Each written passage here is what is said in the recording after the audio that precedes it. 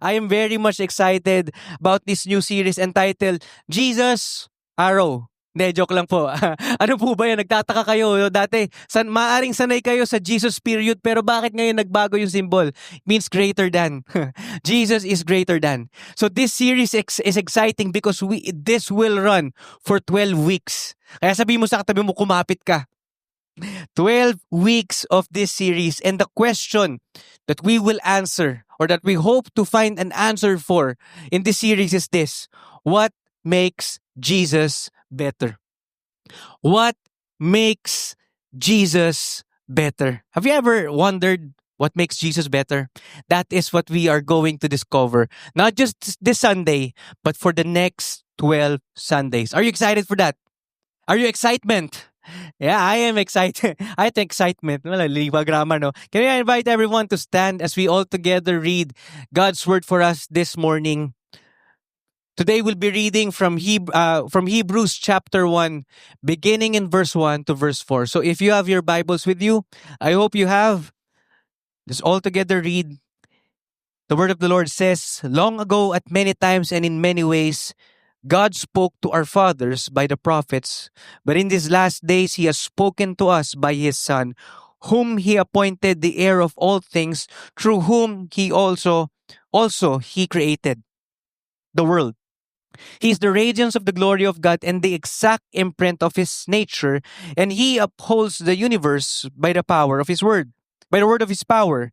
After making purifications for sins, He sat down at the right hand of the Majesty on high, having become as much superior to angels as the name He has inherited is more excellent than theirs." This is the word of the Lord. Join me as I pray.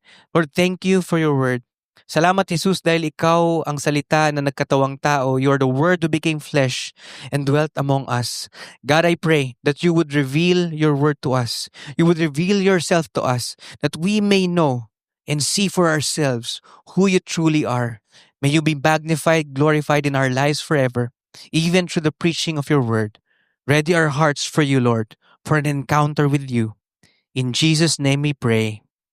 Amen, amen. You may now take your seat.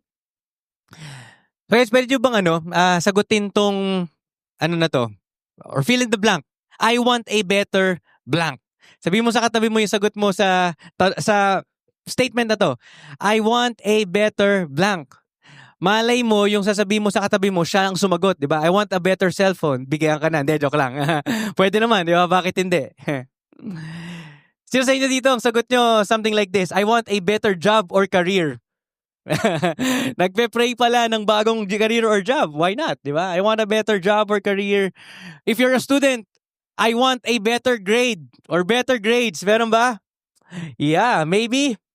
Some of you here, maybe ang sagot nyo is, I want a better salary. Ayaw nyo? Baka sagutin ni Lord kung ayaw nyo, di ba? I want a better sales in my business or better financial situation. How many of you are believing for provision? Better financial situation. Yeah. Or maybe some of you here, simple lang sagot nyo, I want a better phone, a better car, a better house or a property. Why not, diba? Why not? God answers those prayer. Or maybe some of you here, ito yung sagot nyo, I want a better relationship. Okay, hindi ko sinabing I want a better spouse, ha? Iba po yun, masama yun. But what I mean is, maybe you're praying that your relationship will be better with your spouse, with your friends, with your colleagues, in your workplace, that you would have an understanding, nagkakaintindihan kayo ng mas maigi, na less yung away nyo or conflict, di ba? Ang saya nun, di ba? Or maybe some of you here, you want a better nation.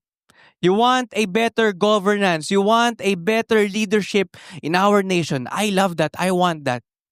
Now, here's the thing. We all want better things in life, don't we? Come on, let's be honest. We all want better things in life, don't we? Kasi ang weird naman, di ba? Pagka sinabi natin na, hindi, ayoko nung better, gusto ko yung worse. Diba, if given an option A and option B, and obviously option B is far much better, would you still choose option A? Ito na lang, para mas makarelate tayo. Sa restaurant, tas bago yung restaurant para sa inyo, at gusto mong kumain ng masarap, anong tinatanong mo? Ano po yung bestseller, di ba? Meron ba sa inyo pumunta kayo sa restaurant at ang sabi nyo, ano po yung luto nyong hindi masarap at hindi masyadong binibili? Parang gusto ko po yun. Maiba lang. Wala, di ba? And I would even argue that maybe some of you here would say, hindi, kontento na ako sa kung anong meron ako. Kontento na ako sa buhay ko. Wow, okay ka na talaga. Pwede ka nang kunin ni Lord, di ba? Parang masaya ka na. I would still argue that you want what is better for you, and that is contentment. What you have right now is far much better for you than for anything else. Kaya masaya ka. You have peace of mind, you have comfort, you have whatever you want. And that's great, isn't it? So again, it depends on how you see the word better. Now, why am I asking this? Why am I parang elaborating this? You see, the thing is, if you type in the internet, if you type on Google or whatever search engine, you type book of better things in the Bible, ang lalabas po ay yung book ng Hebrews.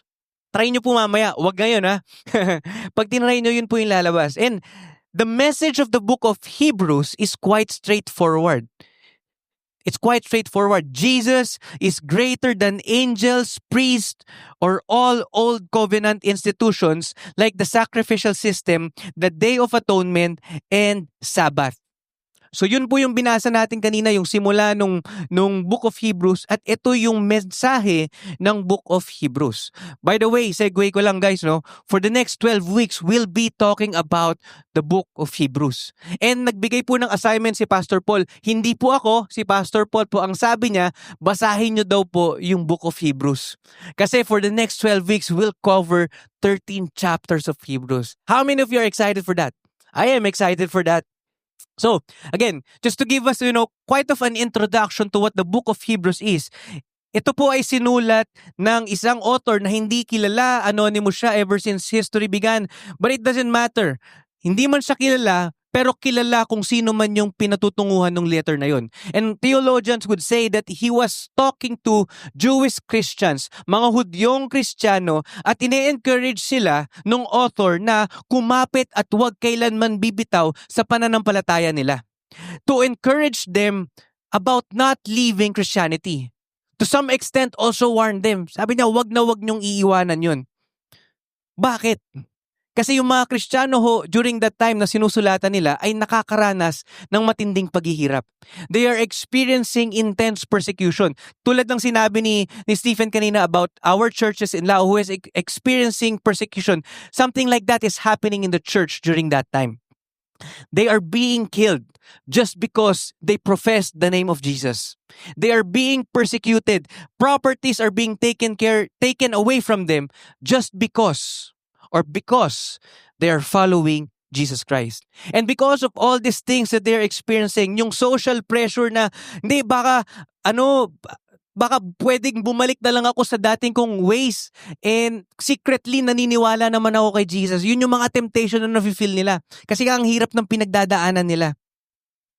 Ang sabi nung sumulat ng Hebrews, huwag kang bibitaw sa pananampalataya mo. They are experiencing spiritual fatigue, nawawala yung passion nila because of what they're going through. There's this pressure from the external kasi nga, yung lifestyle ng mga Kristiyano nung panahon na yun, ibang-iba sa lifestyle ng mga tao.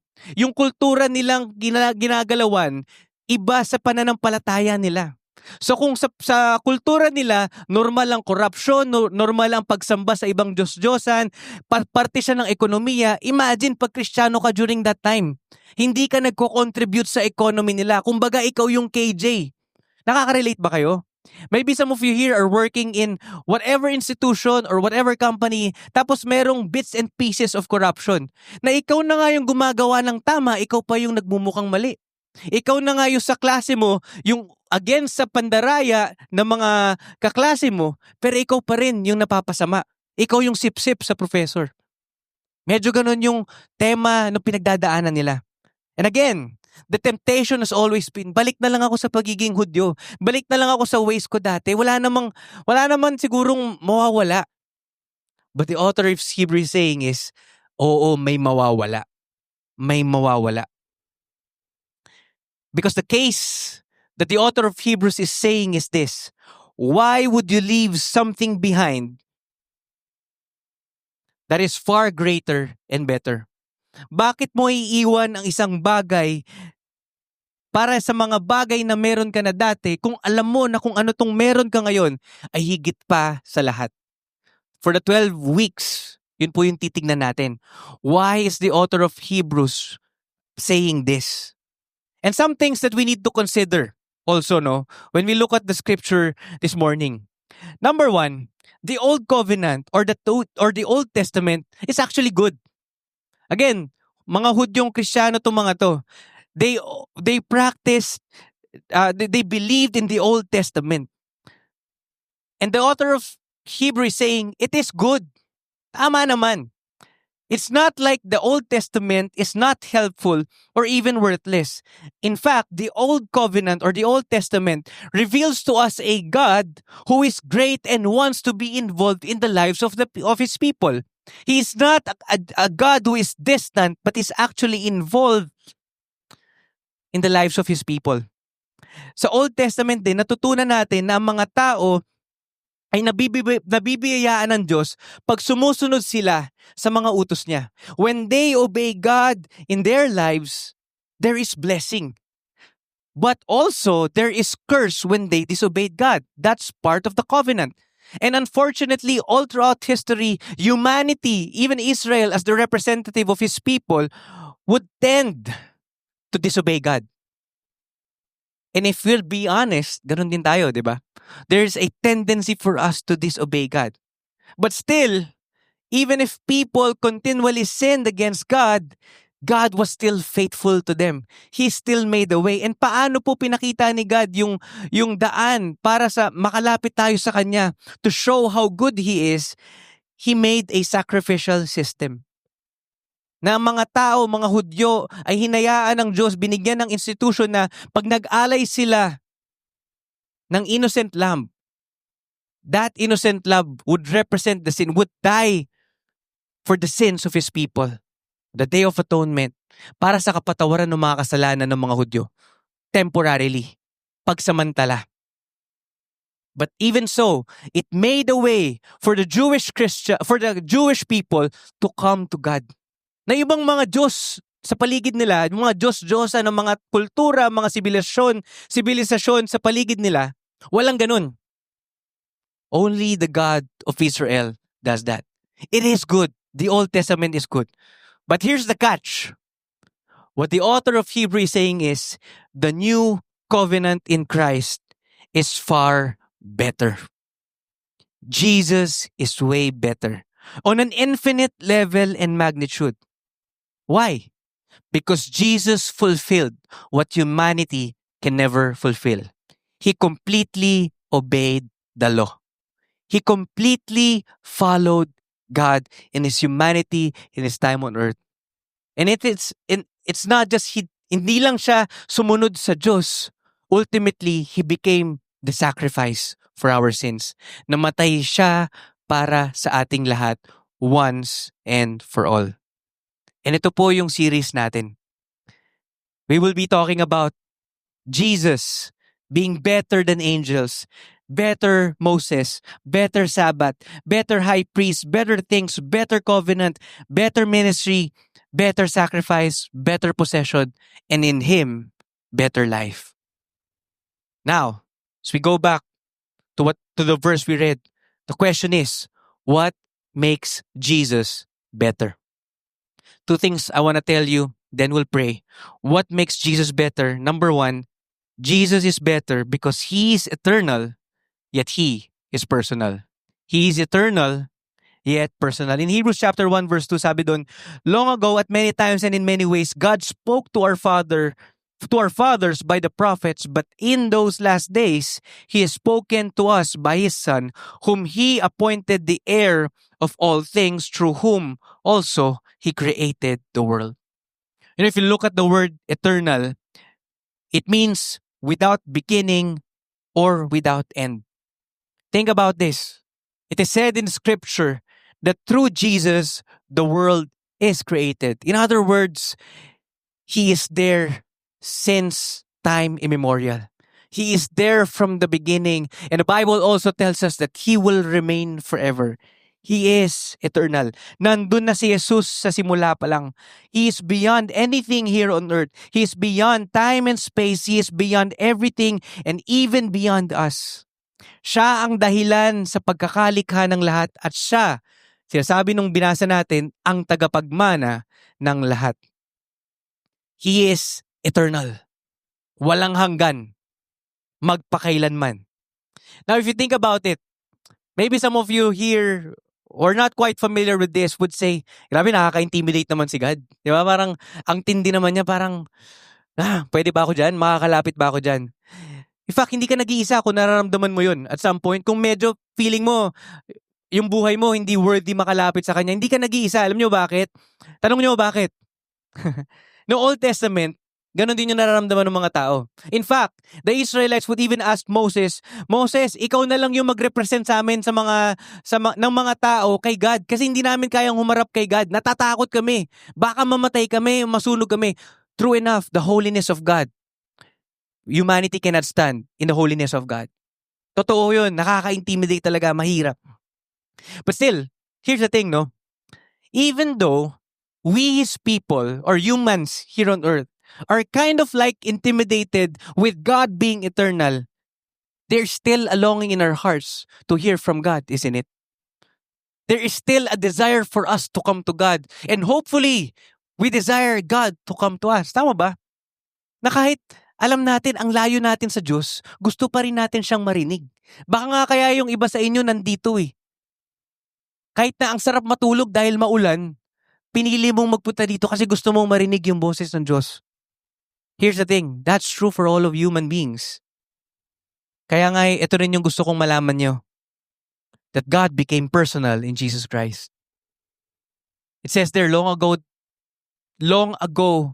God has spoken through the prophets. It only communicates that ever since, God has been wanting to talk to His people. God has always been personal. And we see that in full view in Jesus Christ. Jesus Christ is the Word who became flesh and dwelt among us. That's what makes Jesus better. In Christ, we see God in His fullness and all His glory. Think about this for a moment. God can do whatever He can because He is God where He is right now. But still, He chose to become human just like us, to show us that He cares for us. That's what makes Jesus greater. Si Jesus ang magpakailanman na malalapitan. Ano pong ibig sabihin nun sa atin? Na si Jesus ang magpakailanman na malalapitan. Ibig sabihin ho nun, mga kapatid, we can know God and have a relationship with Him.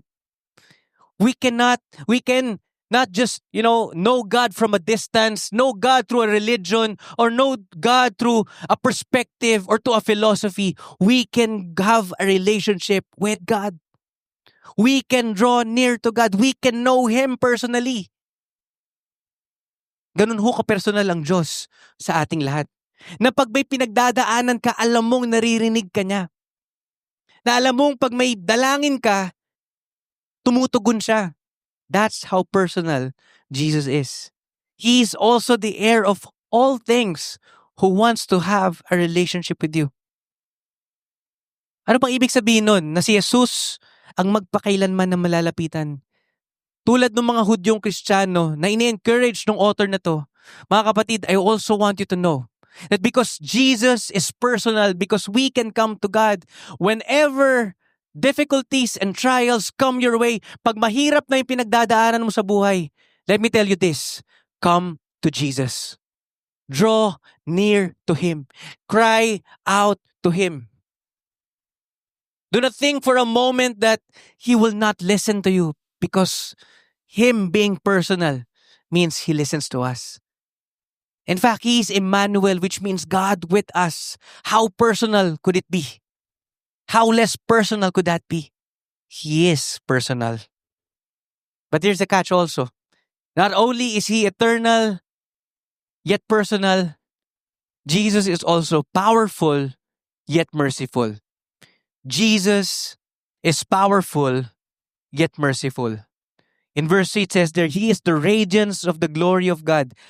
Ang ningning ng kaluwalhatian ng Diyos and the exact imprint of His nature, and He upholds the universe by the word of His power. After making purification for sins, He sat down at the right hand of the Majesty on high. Alam niyo po ba yung sinasabi ng verse na to? In this simplest form or way, what this verse is saying is this: Jesus is God. Siya ay Diyos. He is the radiance of the glory of God. He is not a mere reflection of God. He is God Himself. He is light. Pag tumingin ka sa Diyos, kay Jesus, makikita mo ang Diyos na nagniningning. Nakikita mo ang Diyos na may liwanag. Na pag tinitignan mo siya, yung mga madidilim na parte ng buhay mo nabibigyan ng liwanag. Na pag may mga bagay na hindi ka maintindihan, pag tumingin ka kay Jesus, nabibigyan ng dahilan, nabibigyan ng mas malalim na pag-unawa. Hindi man maintindihan ng buo, pero at least nagkakaroon ka ng comfort, ng peace of mind, knowing that there is light that you see in Jesus. Not only that, but He is also the exact imprint of God. Pag tinignan mo si Jesus, kita mo mismo ang Diyos Ama. Sinabi ni Jesus yon in John 14 verse 9, Whoever has seen me has seen the Father. When we look at Jesus, we see God Himself in His fullness. Ang kanyang kadakilaan, kapangyarihan, kaluwalhatian at kabanalan. He is powerful. In fact, the verse would even say, this is how powerful Jesus is, that by the word of His power, the whole universe is held together. Think about that. You know, scientists would even say and argue na may isang factor lang. Ang sabi dito is yung fine-tuning of the universe. Na pag ang sinasabi nung study na yon, na may isang element lang or isang factor lang na magbago sa buong universe, hindi na posible ang buhay sa mundo. And think about what the Word of God says. By the word of His power, the universe is held together. That is how powerful Jesus is. He is great. He is awesome. He is worthy of honor and praise. Oh, here's the thing again. Knowing that Jesus is powerful, di ba nakaka-intimidate ulit yun? Parang grabe, kaya pa lang ng Diyos gawin ang kahit. Paano pag nagalit siya sa akin? Kaya na rin akong biyakin, kaya niya akong durugin, kaya na ako sa akin. Totoo ho yun. Maaring mas na-experience nyo to in your personal life, di ba? Na meron ba kayong gano'n, yung parang natatakot kang magalit? Kaya boss mo, di ba? Bago ka sa trabaho yung boss mo, tapos ayaw mong, kumaga lahat ng gusto niya gagawin mo kasi natatakot ka pag nagalit siya, yari ka. Hindi ka lang tanggal sa trabaho, masisira pa buhay mo. Ganong level. Di ba? Something about someone being powerful makes you intimidated to come close to that person. What you want is that person would look upon you with favor. Diba? Ang gusto mo, pag may taong makapangyarihan, ang tingin niya sa'yo kaibigan. Ang tingin niya sa'yo kasama niya. You don't want that person to be mad at you, isn't it? But you see, this is what makes Jesus better. He is powerful, yes, but He is also merciful. He's powerful, yet He is merciful. How did He show His mercy? Sabi dun sa verse na binasa natin, He purified us from our sins by sacrificing Himself for us. Mga kapatid, nai-imagine nyo po ba yung sinasabi ng Biblia patungkol kay Jesus? Yung Diyos na makapangyarihan na matay para sa ating kasalanan? Do you imagine the weight of that? Why would the powerful, eternal God die for us? Unworthy people, disobedient people, people who goes against God and doesn't follow Him all the time, people who displease God and people who doesn't listen to Him. Why would He do that? Simply because He is merciful. He is full of compassion for you and me. He is full of love and grace towards us. He is patient towards us. He is waiting on us. He purified us from our sins. He didn't have to. Don't get me wrong. He would still be God. He would still be worshipped by the angels. Pupurihin siya ng buong nilikha. Kahit hindi tayo magpuri sa Kanya. He would still be God even if He didn't die for us. But here's the thing. He died because He loves us. He did it once and for all for the forgiveness of our sins. That is what the gospel is. Yun po yung magandang balita para sa ating lahat. Si Jesus ay makapangyarihan, ngunit puno ng kahabagan. Ngayon, ano hong ibig sabihin nun para sa atin? Ibig sabihin ho nun sa atin na si Jesus ay makapangyarihan, ngunit puno ng kahabagan. Hindi na natin kailangan gumawa ng kung ano-ano pa para kaawaan ng Diyos.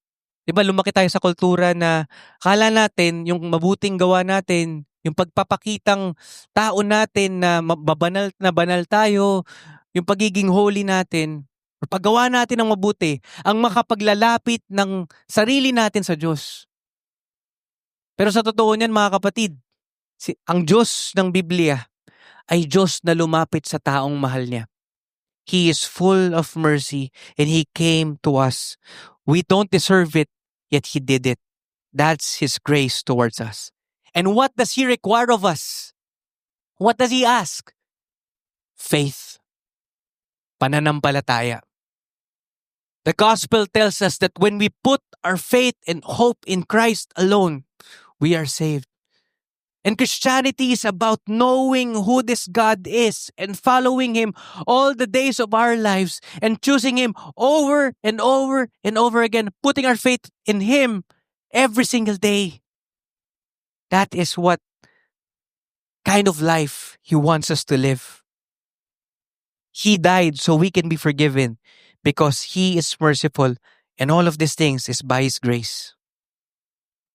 How many of you are grateful to God for doing that for all of us?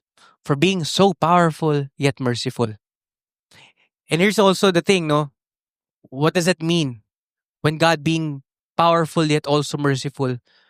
Maybe some of you here, you've tried to hold your universe, your world together, but it's falling apart. Ang hirap na. Tinaray mong maging in control sa buhay mo. Pero ang dami nangyari at napatunayan mo lang na oo nga, no, totoo, wala akong control sa buhay mo. Maybe this is the word of the Lord for you. You can let go of your world and trust God because He holds the world for you. You can let go and worship God because God is worthy and He holds your life together. He is powerful enough to hold things together for you. Are you willing to believe and trust God? When things go wrong in your life, when things become out of hand, would you let God take your hand and say, I got you. Lord, I surrender everything to you. Kayo na pong bahala sa buhay ko. Kayo na pong bahala sa pamilya ko. Kayo na pong lahat. Kayo na pong bahala sa lahat ng aspeto ng buhay ko. As we end and take this time to pray and respond in worship, I just want us to think about this question. And for the next 12 weeks, as we go on through this series, maganda pag-isipan nating paulit-ulit ito, no? Meron pa ba sa buhay natin ang mas higit pa kay Jesus? Meron pa ba sa buhay natin ang mas higit kay Jesus? Alam niyo po, prayer ko na as we come to know Christ more, we would be able to say, Panginoon, wala nang iba. Wala na pong iba. Maaring sa iba dito, kailangan yung sagutin tong tanong na to. Bakit ka pa babalik sa dati? Bakit mo pa pipiliin ng iba? Bakit pa patuloy mong pinipili ang mga bagay na hindi naman talaga nagbibigay sa'yo ng buhay at pag-asa? Bakit ka pa magtitiwala sa iba? Bakit ka pa magtitiwala sa sarili mo? Jesus is better. Jesus is greater than anything else.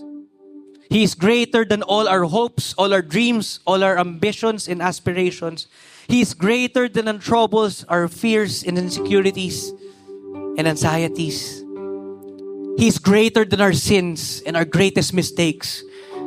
He is greater than everything else. I pray that in our lives, we would continually choose Jesus. Amen. Can we all stand right now as we take this time to pray and respond?